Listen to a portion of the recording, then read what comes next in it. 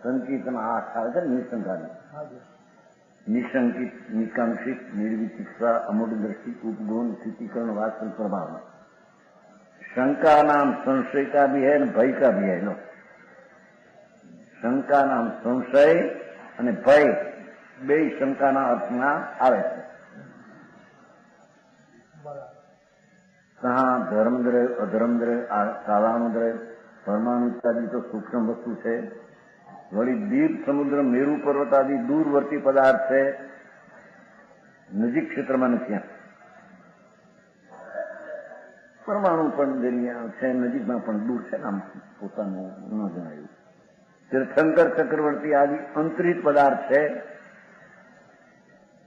कि सर्वज्ञ के आगे विशेष जैसे कहें तैसे है कि नहीं, એવો સંશય એને શંકા કહે છે. અને એમાં ભય થવો આવો કે નો આવનો ભય પણ શંકાને ભય પણ કહે. सर्वज्ञ देव ने वस्तु का स्वरूप अनेकांतात्मक कहा है, तो सच है कि असच है, ऐसे संदेह करना शंका है. संदेह करना शंका यह न हो तो निशंक कहिए. बहुत यह शंका हो तो मिथ्यात कर्म के उदय से हो. संदेह स्वभाव से विरुद्ध भाव से ये अज्ञान ने कारण हो, मिथ्यात कर्म निमित्त एम के यह शंका हो. समझ साका पर विषय आत्मबुद्धि होना काय है. शंका નું કાર્ય શું છે? એનું પર વિષય આત્મબુદ્ધિ હોના. સતની શ્રદ્ધાનો શંકા એટલે અસતની શ્રદ્ધા છે, પરમાં આત્મબુદ્ધિ છે, એને આ શંકા કહેવામાં આવે. અને એનો અર્થ કે આત્મબુદ્ધિ એ પર્યાય બુદ્ધિ है, જેમાં પર વિષય સ્વ વસ્તુ અખંડ આત્મદ્રવ્ય એની જે પ્રતીતિ એ તો નિશંક થયો, એ તો નિશંક પર્યાય થાય. અને આ શંકા પરના પોતાની બુદ્ધિ એ પર્યાય બુદ્ધિ વાળાની હોય છે. એ પર્યાય રાગ આદિ હું, શરીર આદિ હું, સર્વજ્ઞ સ્વભાવી આત્મા એવું સર્વજ્ઞ કહેલું તત્વ, એમાં જેને શંકા છે એને કે છે પરબુદ્ધિ, પરમાં જ પોતાનું માનવાની ભાવ છે, અને એનું નામ જ પર્યાય બુદ્ધિ કહેવામાં. મારે ભાઈ વાત કરી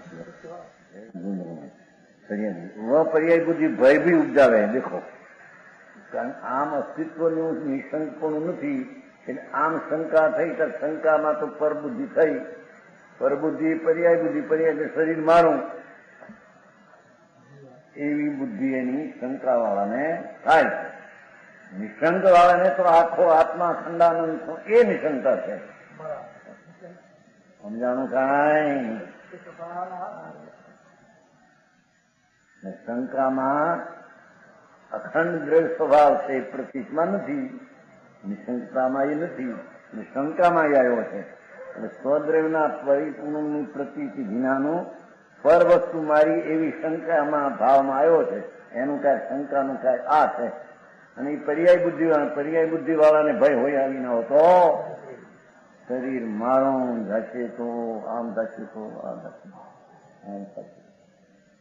સમજાણું કાંઈ? એ ભય હોય તો જાણીએ કે મિથ્યાત કર્મ કાવડે, કેમ કે એ ચીજ એની નથી અને એની માની છે, અને ત્યારે એને ભય ઉપજે છે. સમજાણું કાંઈ? ભય હોય તો જાણીએ ત્યાં કે મિથ્યાત ઉડે છે. સમ્યક હોય નહીં. સમ્યક દ્રષ્ટિ દ્રવ્ય સ્વભાવનું અસ્થિપણાનું ભાન થઈએ પર વસ્તુ મારી છે એવું રહેતું નથી. તેથી તેને ભય રહેતો નથી. यहाँ प्रश्न जो भय प्रकृति का उदय तो 8वां अनुष्ठानता है. महाराज તમે સમ્યક દર્શન થયું ત્યાં ભય નથી, બહાદુર બેહારી દીધું. ભય તો સ્થિરતા તો 8વાં અનુષ્ઠાન સુધી હોય છે, અને આ શાસ્ત્ર વાંચ્યા છે. હે શાસ્ત્રમાં એમ છે. તમે કે ચોથે ભય નહીં, સમ્યક દર્શન ભય નહીં. અમે વાંચ્યું શાસ્ત્રમાં 8મા સુધી ભય છે. સમજાણું કાંઈ? निमित्त है, साई निमित्त है समय दृष्टि के भाई हो ही है, भाई का अभाव कैसे है? आप भाई नो अभाव केम कहो છો એનું સમાધાન यद्यपि समय दृष्टि चारित्रमो के भेदरूप, चारित्रमो के भेदरूप भाई प्रत्येक उदय से भाई हो है, अस्थिरता थोड़ी हो, तथापि ताको निर्भय कहिए जाते हैं कि कर्म के उदय का स्वामीपणा नहीं, એ ભયનો વિકલ્પ પૂછ્યો એનો સ્વામીપણું એ એનામાં છે, એનામાં એ માનતો નથી એટલે એને ભય છે. સમજાણું કાંઈ કે છે ભાઈ ભય ભાવ થાય છે ને પ્રકૃતિ હજી છે નહીં માટે એના નિમિત્તમાં જોડાય છે, પણ એ ભય ભાવનો સ્વામી નથી કે પોતાનો નથી એટલું, અને સ્વામી છે ચૈતન્ય શુદ્ધ એનો, એટલે એનો સ્વામી નથી માટે એને ભય છે એમ કહેવામાં આવતો. કર્મ કે ઉદય કા સ્વામી પણ નહીં, એટલે ઉદય અને રાગ બે થી જ્યાં સ્વભાવ ભિન્ન છે એમ જ્યાં અનુભવમાં પ્રતીતમાં આવ્યું છે, હવે એને એ ભય આવ્યો પણ એ અંદર મારો છે તો થતું નથી, એટલે એને ભય છે એમ કે છે.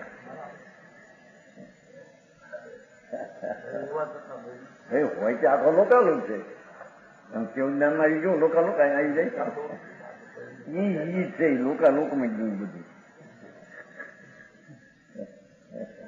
સમજાણું કાંઈ? ભયનું જ્ઞાન છે પોતાનું છે, ભયનો ભાવ પોતાનો નથી, ભયનો ભાવ પોતાનો હોય તો સમ્યક દર્શન રહેતો નથી ત્યાં, કારણ કે વસ્તુમાં ભય નથી, ભય તો વિકૃત ભાવ છે, મેલ છે, દોષ છે, એ દોષ વિનાની ચિત્તાત્મા છે. એવા આત્માની જેને પ્રતીતને ભાન થયું એ ભયને પોતામાં માનતો માટે અભય છે. પણ એમ જ્ઞાનીને ભયનો ભાવ એને છે એમ કહેવાતું નથી, કારણ કે ભયના ભાવથી પૃથકપણું જેનું જ્ઞાન છે એનો એ છે, એમાં છે.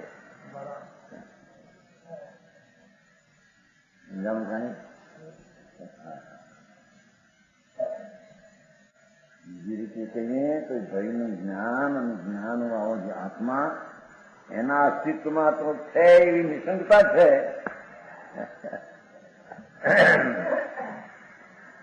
સમજાણું કાંઈ?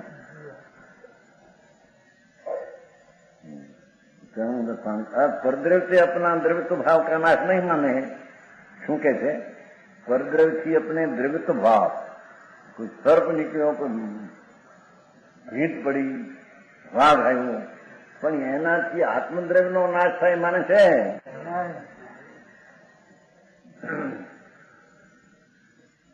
નિર્ભય છે એની બે વાત કરી. એક તો ભયનો ભાવ હોવા છતાં તેનો સ્વામી નથી એટલે પૃથક વર્તે માટે નિર્ભય છે, અને પરદ્રવ્યથી મારો નાશ થાય એવું જ્ઞાનીને છે માટે તે નિર્ભય છે. સમજાણું કાંઈ? બહુ સ્પષ્ટ નથી. શ્રેણી રાજા બે નાખ્યા હવે આવ્યો છે છોડાવા. માએ કહ્યું, અરે બેટા તું જયારે જન્મ્યો ને નાખી દીધો તો શું કરે? હા, તારી દૃષ્ટિ ક્રૂર દેખી હતી ને જન્મતા, અને મર પેટમાં હતો ત્યારથી માંસ માગ્યું હતું તારા બાપનું. જન્મ્યો એટલે મેં ઉકરડે નાખી દીધો. ઉકરડે પૂજા કા ઢેર ઉકરડા, હા, ત્યાં નાખી દીધો. કુકડો હતો ત્યાં તો મારી ચાંચ નહીં, કોણ નહીં, એની પીડા અને રોતો હતો. મારી પાસે આવ્યા તારા બાપ, બાળજીને કઈ નાખી દીધું. આપનું માઉસ મારી પેટમાં રહ્યા, જન્મ તેની દ્રષ્ટિ ક્રૂર દીધી. અરે પેલા પેટને આમ ન નખાય, આમ શું કર્યું? એ જ વાત લોકમાં સમજાણું કાંઈ ત્યાં ગયા સૈનિક રાજા ઉકરડે આમ પીડા કરતા ઉપાય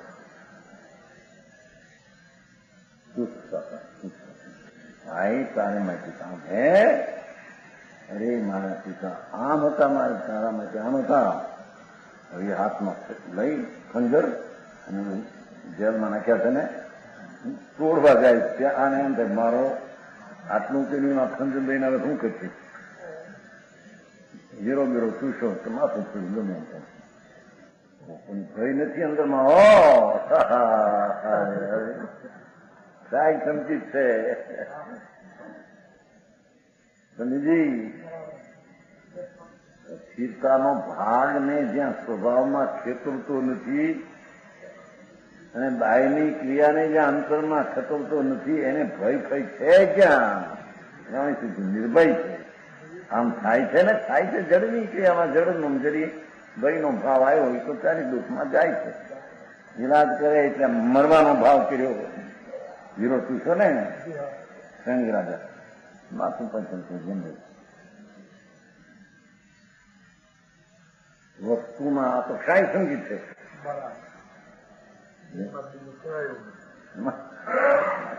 એવું તો જરી ક્યાંક આમ ડંક થઈ ગયો શ્રદ્ધામાં એમ છે કઈ એ વસ્તુ જ્યાં ભીન પડીને જ્યાં ભાન છે એ ભીનનો ભાવ ને એની ક્રિયા બહારની અજીવમાં રહી જાય અંદરમાં વિભાવમાં રહી જાય સ્વભાવમાં એને આવતી નથી સમજાણું કાંઈ આ રીતે સમ્યક ગતિ कर रही और शंका रही समझे એને નિશંકિત નિશંક અંગની વ્યાખ્યા